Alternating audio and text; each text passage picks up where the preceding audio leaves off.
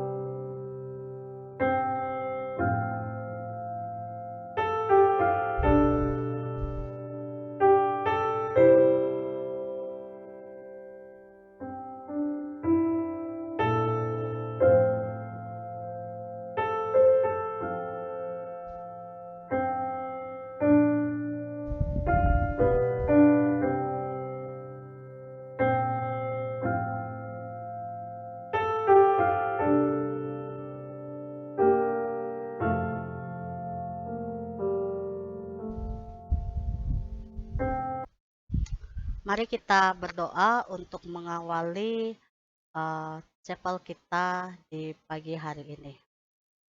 Mari kita berdoa. Tuhan Allah Bapa kami di surga, Tuhan yang kami sembah dalam anak-Mu Yesus Kristus. Terima kasih Tuhan buat penyertaan-Mu di pagi hari ini Tuhan. Kami bisa bersama-sama berkumpul meskipun melalui virtual untuk memulai ibadah chapel kami. Biarlah Tuhan sendiri yang bersama-sama dengan kami, Tuhan sendiri yang menuntun, Tuhan sendiri yang berkenan kepada ibadah kami, sehingga kami dapat layak di hadapan hadirat-Mu. Kami serahkan ibadah chapel ini dari awal, pertengahan, hingga berakhir dengan baik. Dalam nama Tuhan kami Yesus Kristus, kami sudah berdoa kepada Allah Bapa di surga. Haleluya, amin. Kita akan bersama-sama menyanyikan sebuah lagu. Lagu ini berjudul Semua Baik. Biarlah semua yang ada di dalam setiap liriknya dan ada tulisan-tulisan Alkitab dan kata-kata yang ada di dalam video ini bisa menjadi refleksi dari kita semua. Mari kita mendengar.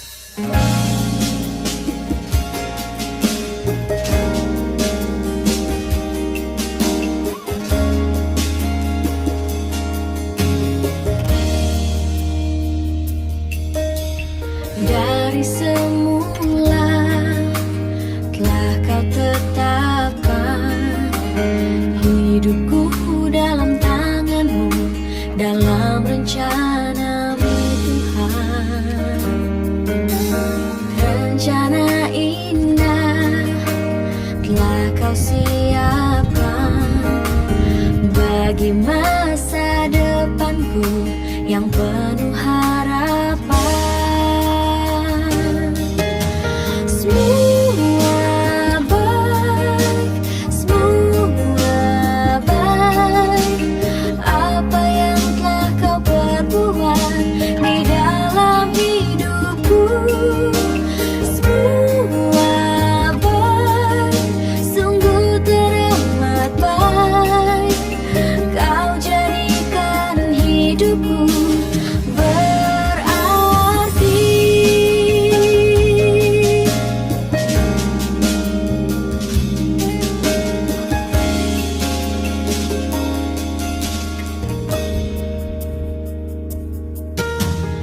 Dari semula telah Kau tetapkan hidupku dalam tangan-Mu, dalam rencana-Mu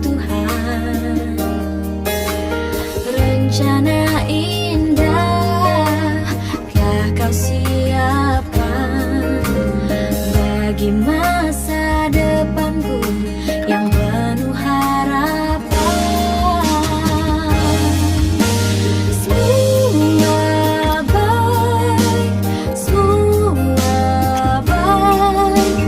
Apa yang telah kau perbuat di dalam hidupku, semua baik, sungguh teramat baik. Kau jadikan hidupku berarti. Semua baik, semua baik. Apa yang telah kau perbuat di dalam hidupku, semua baik, sungguh teramat baik.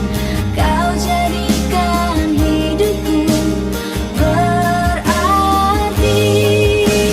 Kau jadikan hidupku berarti. Kau jadikan hidupku berarti.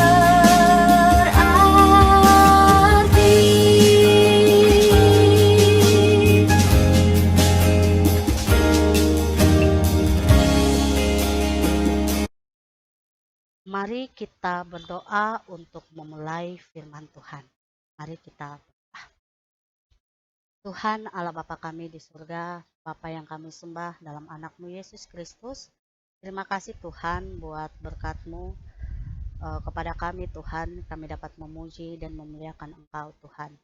Saat ini Tuhan kami datang kepadamu dengan rendah hati, kami membawa hidup kami. Tuhan, saat ini Tuhan, kami ingin merenungkan firman-Mu. Biarlah Engkau senantiasa berkenan dan Engkau senantiasa menyingkapkan kebenaran-Mu atas kami di dalam firman Tuhan ini. Kami serahkan perenungan ini ke dalam tangan Tuhan. Di dalam nama Tuhan kami Yesus Kristus, kami sudah berdoa kepada Allah Bapa di surga. Haleluya. Amin. Oke, selamat pagi. Sekali lagi kita akan sama-sama merenungkan firman Tuhan. Tapi sebelumnya kita akan membahas sedikit. Ibu Pena akan membahas sedikit mengenai devotion yang sudah dilakukan beberapa hari ini ya. Devotion yang sudah dilakukan beberapa hari ini yaitu dari hari pertama sampai hari keempat dengan judul Dipilih Sebelum Dunia Dijadikan. Di sini Ibu Pena tidak merenungkan kembali atau menjelaskan kembali, tetapi Ibu Pena ingin menekankan apa saja merupakan poin-poin yang sudah dibahas di dalam devotion kita beberapa hari ini. Di hari yang pertama, di dalam Efesus 1 ayat 1 sampai 6, kita diberikan satu gambaran bahwa kita dapat bertumbuh di dalam pengetahuan rohani dan tetap setia di dalam perjanjian yang Allah berikan, dan kita dapat mengerti bahwa segala sesuatu ada di dalam rencananya Allah. Di hari yang kedua, di dalam Efesus 1 ayat 7 sampai 12, kita merenungkan bahwa kita itu adalah manusia yang berdosa, tetapi kita bisa menjadi anak Allah, anak adopsi yang betul-betul Allah perkenankan, sehingga Rasul Paulus di dalam hal ini menyatakan bahwa Allah sebenarnya sudah tahu segala sesuatu yang terjadi sejak awal dunia dijadikan. Sejak awal dunia dijadikan. Nah, pada hari yang ketiga, kita belajar di dalam Efesus 1 ayat 13 sampai 14, kita belajar bahwa Allah mengutus Roh Kudus-Nya, kita dimateraikan sehingga kita bisa mengingat kembali bahwa Allah terus hidup di dalam hidup kita dan kita dapat memiliki kehidupan yang kekal di dalamnya. Dan di hari yang keempat, hari Kamis kemarin, kita membaca dalam Efesus 1 ayat 15 sampai 23, di mana kita belajar bahwa kita memiliki pengharapan di dalam Allah. Pengharapan itu merupakan warisan dari Allah sendiri, dan di dalam pengharapan itu kita mengetahui bahwa kita adalah penghuni surga, dan kita mengetahui bahwa posisi kita jelas, kita adalah anak Allah, dan Yesus sendiri merupakan kepala atas kita semua, atas gerejanya. Nah, di hari ini, hari Jumat ini, kita akan membahas eh, kitab yang berbeda, yaitu di dalam Sakaria 9 ayat 10 sampai 11. Sakaria ini merupakan seorang nabi. Dia menceritakan tentang Yesus sendiri yang merupakan penyelamat kita. Ini merupakan nubuatan yang diberikan oleh Sakarias dengan judul perikop Raja Mesias di Sion. Untuk itu, kita perlu bersama-sama tahu siapa itu Sakaria, apa yang dilakukan di dalam pelayanannya, apa saja yang dia tulis, dan hubungannya apa dengan Kristus. Sehingga kalau kita ingat kembali, sebelumnya kita belajar tentang surat Efesus. Sekarang kita lanjutkan tentang Sakaria. Apa sih hubungannya? Dengan menyimak video berikut ini.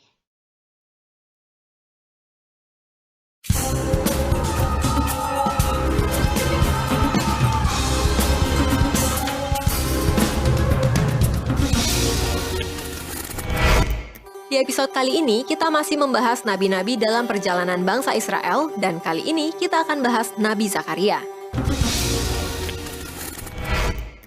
Asal muasal.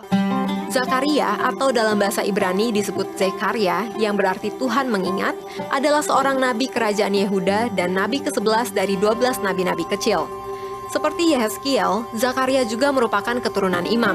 Ia memperkenalkan dirinya dalam Zakaria 1 ayat 1 sebagai anak Berekia. Dalam kitab Nehemia, ia disebut Bin atau anak laki-laki Ido, yang menunjukkan bahwa ia berasal dari suku Lewi dan setelah pembuangan dari Babel, ia melayani di Yerusalem sebagai imam dan nabi. Nabi kerajaan baru dan nabi zaman yang akan datang adalah beberapa istilah yang disematkan kepada Nabi Zakaria. Zakaria melayani di Yerusalem pada tahun 520 sampai 518 sebelum Masehi. Latar belakang pelayanan Zakaria mirip dengan Hagai. Bagi Jesiers yang belum nonton Fakta Alkitab Nabi Hagai, bisa klik card di atas untuk menonton. Zakaria hidup sezaman dengan nabi lain bernama Hagai, Ezra 5 ayat 1, sehingga latar belakang ekonomi, politik, maupun kehidupan agama antara kedua nabi tersebut tidak jauh berbeda. Nubuatan yang disampaikan Zakaria dalam kitabnya banyak digenapi dalam Perjanjian Baru, terutama mengenai kedatangan Mesias. Di antaranya ialah, dia akan datang dalam cara yang bersahaja dan sederhana yang dicatat dalam Zakaria 9 ayat 9, lalu digenapi dalam Matius 21 ayat 5. Oke, itu sebagian kecil dari kisah tentang Sakaria. Untuk itu, mari anak-anak kita bersama-sama menyiapkan Alkitab kita untuk kita membaca di dalam Sakaria 9 ayat yang ke-9 sampai ayat yang ke-11. Sakaria 9 ayat yang ke-9 sampai ayat yang ke-11. Sakaria 9 ayat 9 sampai ayat yang ke-11. Ayat 9, bersorak-soraklah dengan nyaring, hai putri Sion. Bersorak-soraklah, hai putri Yerusalem. Lihat, rajamu datang kepadamu. Ia adil dan jaya. Ia lemah lembut dan mengendarai seekor keledai. Seekor keledai, beban yang mudah.